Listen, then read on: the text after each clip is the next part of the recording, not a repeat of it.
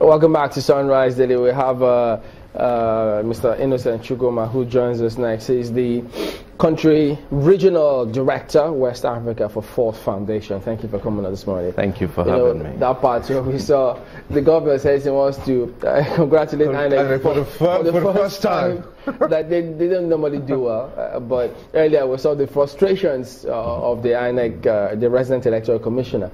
But now he says, well, INEC appears to have done well in this one. To what extent will those kind of comments go in ensuring that, look, we have a violence-free elections? Well, you know, in a political contestation, the victorious side always accepts that the process is free and fair. It reminds me of, I think it was the first election that brought Governor Shomolu in Edo State. Before that election, he alleged all kinds of things against INEC. But when he was announced the winner, he quickly retracted and said they did their work well. But I think it's important to understand what is at play here, not just in River State elections, but the elections in other parts of the country. In my belief, in the last 17 years of elected civilian government. And that is that you cannot understand and explain it without situating it within the framework of the concept of political culture, political capture, state capture, if you forgive me. State capture is a system of political corruption in which private interests, be they individuals, companies, organizations, seeks to influence official decision-making processes, in this context, election, to advance their personal interests. And in doing that, they deploy bribery. We've seen money in elections. They deploy violence. They deploy all kinds of ways of essentially compromising state actors in that process.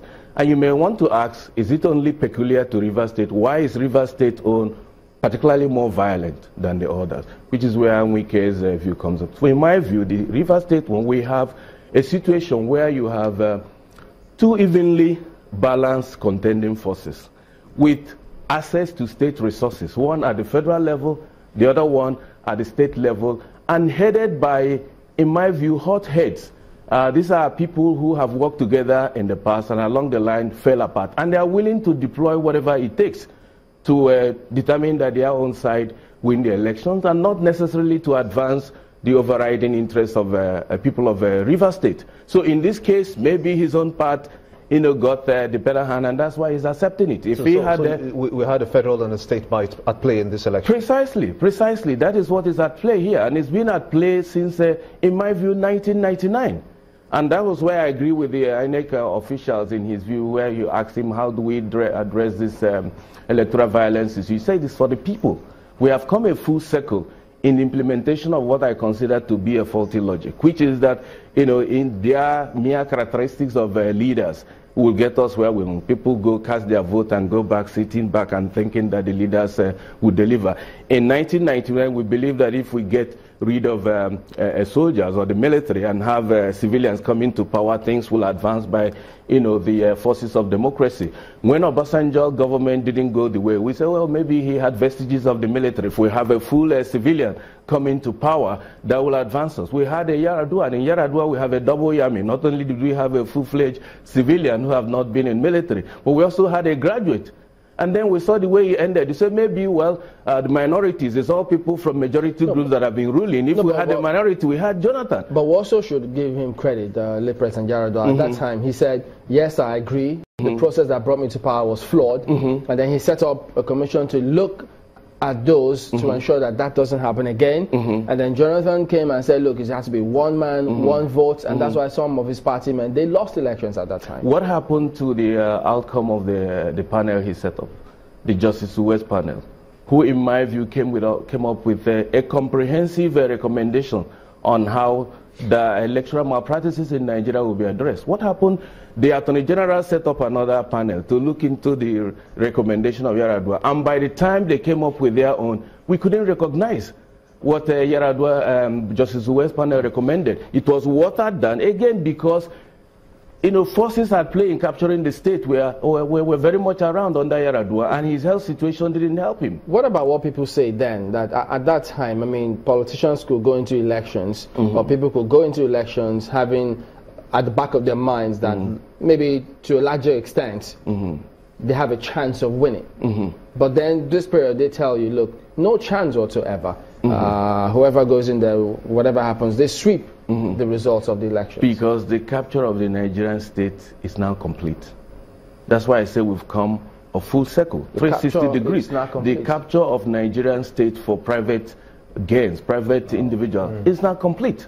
You know, and that feeling that, oh, if we get this kind of person come in, maybe it will help change it. We are now at a situation where actually people, if we want this country to advance, it's no longer what we should leave to individual leaders. If we look at it from a broader perspective then, looking from 2011 to this time, have we actually advanced in our electioneering process and our voting pattern?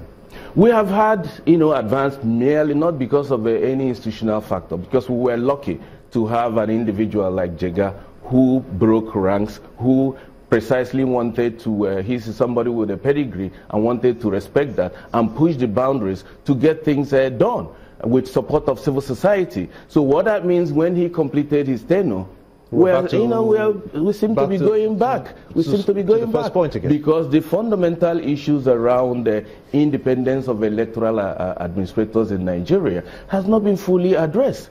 In a situation where those who run these elections are appointed by an individual without the collaboration or involvement of other actors in the democratic process, in this case the National Assembly, and public hearing where people could come and make their own views represented. The person who is so appointed will, in my view, you know, just be lenient to the forces that got him or her into office. You're not saying that the election structures or the institutions are weak, are you? In a state of political capture, both institutions and individuals who are running those institutions are themselves vulnerable. Because who appointed them? What interests do those people who appointed them represent? Who influenced their appointment? Who runs these institutions? So in my view, we can tinker with the process, we can remove this individual, but we have come a full circle that Nigerian people, we really need to decide what kind of state we want to have and stop blaming a local INEC official or indeed the national INEC they have a role to play. They have a role to play, but in an environment where the system has been captured, there is so much they can do as individuals to get things done without the backing of the people. So what do we do? I mean, because at that time, the last elections, there were those who thought that the next step was us to be talking about electronic voting. Yeah, we can have electronic voting from now till tomorrow, but individuals are going to manipulate that system. Individuals are going to control it. But where you have the kind of discretion that we have in our electoral system, no matter the system you put in place, it will still be subject to compromise. So what do we do? We really have to get back to the drawing board. The people have to come in here. We have to really sit down and design the kind of political system that we want to have. We have to get a situation where people through mass organizations and leaders really have to realize that it's no longer what our leader decide to do that will advance us. But democracy is the one way. Democracy is the one way and is the only way to go. It is the only way if the kind of democracy we are practicing is one where people are in control, where people are in charge, where the vote determines who gets elected, and not vested interest, cash, violence, and what have you, deciding who gets elected, which in many cases in Nigeria is actually what happened. But who says that we can't, you know, have electronic voting at least still have 80% success? If India conducts elections for about 800 million people and they still come up with good results. No, don't get me wrong, incremental changes here and there would, you know, make some input. But if we really want to deal with this issue in such a way that we will have, in my view, a deeper change or fundamental change, we have to go beyond increments, go beyond trusting that if we get this person appointed, he or she will do it. Because we've tried this in the last 17 years of but you just spoke about the last time when Jega was appointed and that we had some improvements. So who says we would... What happened before that election? The APC was already thinking of a parallel government, that they will not accept the outcome if they lost. So why we were saved all that? Because they won, which is what you are seeing at play here. We can say, oh, INEC has improved this time because the way we wanted the outcome to pan out was the way it did. No, but in terms of the measures that were put in place, did we not see some attempt to ensure that things are done objectively to a large extent? Again, I said, don't get me wrong, there were incremental. Because politicians will always talk, no matter what you put in place. Professor Jaga himself will be the one to tell you, yes, we had a major advance, but don't say it's a 100% improvement, or that we really got where we wanted to be. Where do we now stand when it comes to the new technologies we've adopted, the electronic voting system? How far have we advanced along that line? We have not really, because the National Assembly has been reluctant to amend the Electoral Act to adopt a full-fledged electronic voting system. What we have is an electronic register, but you know it's a full system that after voting, transmission and announcement will also have to go through that process. But it was terminated at the point of voters registration and verification. Okay, let's get Markwe's question in. Markwe?